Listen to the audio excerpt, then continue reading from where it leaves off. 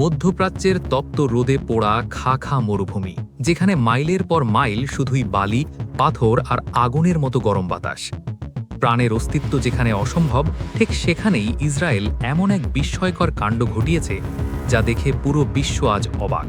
তারা মরুভূমির বুক চিরে তৈরি করেছে 12,000 কিলোমিটারের বেশি লম্বা এক বিশাল কৃত্রিম নদী।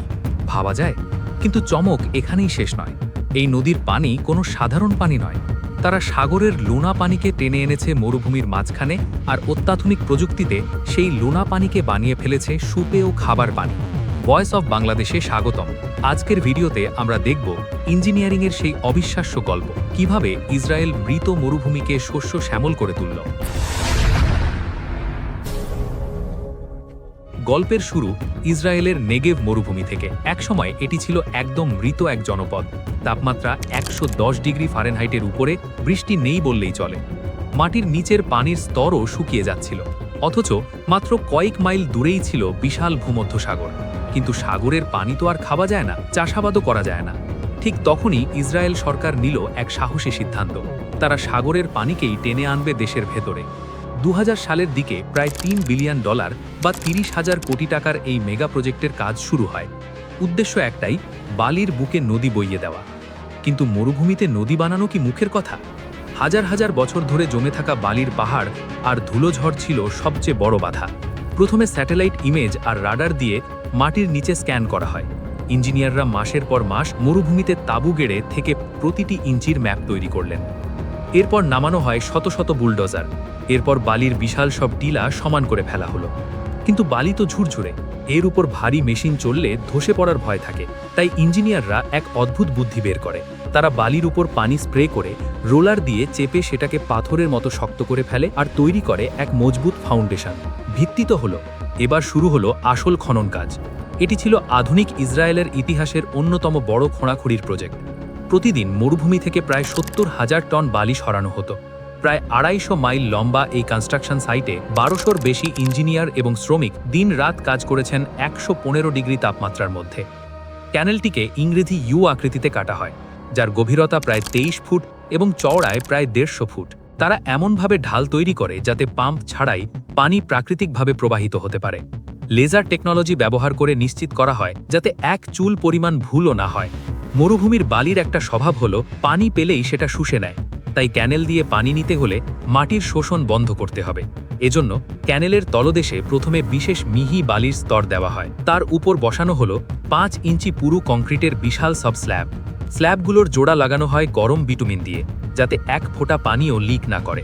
মাটির নিচে যেখানে মাটি দুর্বল, সেখানে স্টিলের অ্যাঙ্কার এবং প্লাস্টিকের জিও মেমব্রেন ব্যবহার করা হয়। প্রায় 220 মাইল এলাকা জুড়ে এই ওয়াটারপ্রুফিং সিস্টেম বসানো হয়, যা মধ্যপ্রাচ্যে এক বিরল ঘটনা। উপর থেকে দেখলে মনে হয় সোনালী বালির সাগরে যেন এক রূপালী ফিতা বয়ে গেছে। শুধু গর্ত করলেই তো হবে না, পানির প্রবাহ নিয়ন্ত্রণ করতে হবে। এজন্য পুরো ক্যানেল জুড়ে বসানো হলো 900-র বেশি স্ট্রাকচার। যেখানে রাস্তা বা রেল লাইন ক্যানেলকে ক্রস করেছে, সেখানে বানানো হয় ব্রিজ। পানির গতি কমানো বা বাড়ানোর জন্য বসানো হলো অটোমেটিক গেট।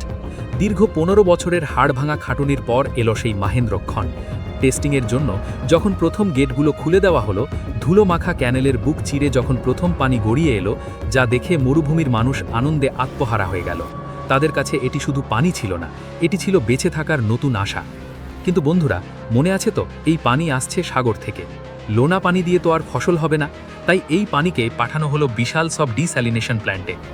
এখানে সাগরের পানিকে প্রথমে কয়েক ধাপে ছেঁকে ময়লা পরিষ্কার করা হয়। এরপর শুরু হয় আসল ম্যাজিক, যার নাম রিভার্স অসমোসিস। অত্যধিক প্রেসার দিয়ে পানিকে এমন এক পর্দার মধ্য দিয়ে চালনা করা হয় যা মানুষের চুলের চেয়েও শতগুণ সরু। এই পর্দা পানির লবণের অণু আটকে দেয় এবং শুধু বিশুদ্ধ পানিকে পাস করে। তবে এই পানি এতটাই বিশুদ্ধ হয়ে যায় যে এতে কোনো মিনারেল থাকে না। তাই শেষে ক্যালসিয়াম ও ম্যাগনেসিয়াম মিশিয়ে এবং আলট্রাভায়োলেট রশ্মি দিয়ে জীবাণুমুক্ত করে একে পানের যোগ্য করা হয়। সাগরের যেই পানি মুখে নেওয়া যেত না, টেকনোলজির ছোঁয়ায় তা হয়ে ওঠে মিনারেল ওয়াটার। এই পানি যখন নেগেভ মরুভূমিতে পৌঁছল, তখন ঘটল আসল বিপ্লব। ইসরায়েলের আবিষ্কৃত বিখ্যাত ড্রিপ ইরিগেশন বা ফোঁটা সেচ পদ্ধতির মাধ্যমে এই পানি পৌঁছে গেল প্রতিটি গাছের গোড়ায়। যেখানে আগে শুধু ধুলো উড়ত, সেখানে এখন মাইলের পর মাইল জুড়ে কমলার বাগান, আঙুর ক্ষেত আর গমের সমারোহ। স্যাটেলাইট থেকে এখন তাকালে দেখা যায় সোনালী মরুভূমির মাঝ দিয়ে চলে গেছে এক সবুজ রেখা। যার ফলে গ্রামগুলো হয়ে উঠেছে প্রাণবন্ত, আশেপাশে গড়ে উঠেছে হাইটেক কৃষি খামার। বালি আর পাথরের মরুভূমিকে প্রযুক্তির জোরে শস্য শ্যামল করে ফেলার এই গল্পটি আপনাদের কেমন লাগলো? মানুষ চাইলে যে অসাধ্য সাধন করতে পারে, ইসরায়েলের এই প্রজেক্ট তার অন্যতম প্রমাণ। ভিডিওটি ভালো লাগলে লাইক দিন এবং কমেন্ট করে জানান আপনার মতামত। এমন সব রোমাঞ্চকর তথ্য পেতে ভয়েস অফ বাংলাদেশ চ্যানেলটি সাবস্ক্রাইব করে আমাদের সাথেই থাকুন। দেখা হবে পরের ভিডিওতে।